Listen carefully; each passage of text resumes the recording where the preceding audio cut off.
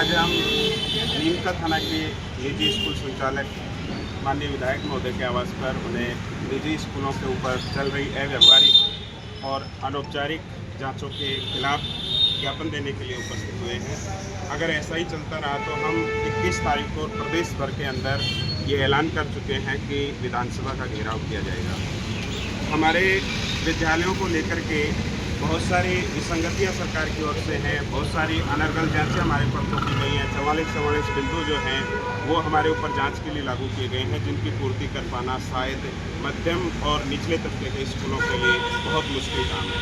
अगर ऐसा ही चलता रहा तो लगता है सरकार इन निजी स्कूलों को ख़त्म करना चाहती है, बंद करना चाहती है, लेकिन ऐसा हम हरगिज़ होने नहीं देंगे। हमने विधायक महोदय को आज इस एवज में ज्ञापन दिया है।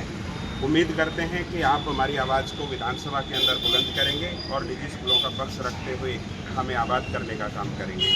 हमारी मांगों के अंदर विशेषकर है विभिन्न मामलों में जो अनावश्यक जांचें हैं उनको तत्काल रोका जाए और भविष्य में कोई भी जांच हो उससे पहले हमारे प्रदेश स्तर के संगठन से बात करके और हमारे को विश्वास में लेकर के जांच लागू करवाई जाए। प्री प्राइमरी सहित जो भी आरटी का भुगतान है उसको डीबीटी के जरिए किया जाए और जो भी डीओज या अन्य निदेशालय के अधिकारी जो इस पेमेंट को रोकते हैं, डिले करते हैं, लेट करते हैं, उनके ऊपर भी अनुशासनात्मक कार्रवाई होनी चाहिए। फीस एक्ट है, फीस की वसूली का प्रावधान भी उसमें शामिल है। टीसी जारी करने की प्रक्रिया भी हम चाहते हैं कि सरकारी स्कूलों की तरह हो। जैसे सरकारी स्कूलों में एक बुक अगर बच्चा जमा नहीं करवाता है तो टीसी रोक दी जाती है। खेल की अगर एक सामग्री जमा नहीं करवाई जाती है तो बच्चे की टीसी रोक दी जाती है। अगर 1 रुपया भी बाकी है किसी चीज़ का उसको लेकर के भी टीसी रोक दी जाती है, नहीं दी जाती है। यानी उनको कहा जाता है कि आप नो ड्यूज लेकर के आओ।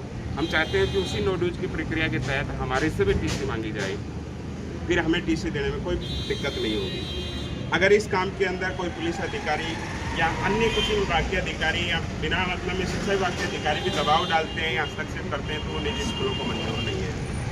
बाल संसद के घोषणा पत्र के अनुसार हमारे बच्चों को भी लैपटॉप, मेरिट स्कॉलरशिप के मामले में भेदभाव जो सरकार के द्वारा किया जाता है वो बंद होना चाहिए। यूपी की तर्ज पर गैर सरकारी स्कूलों के सभी प्रकार के जो कर्मचारी हैं उन कर्मचारियों के लिए कैशलेस बीमा और एक्सीडेंट बीमा योजना लागू करी जाए और ये हमारे बच्चों के लिए भी होना चाहिए। हम इसकी भी मांग सरकार से करते हैं।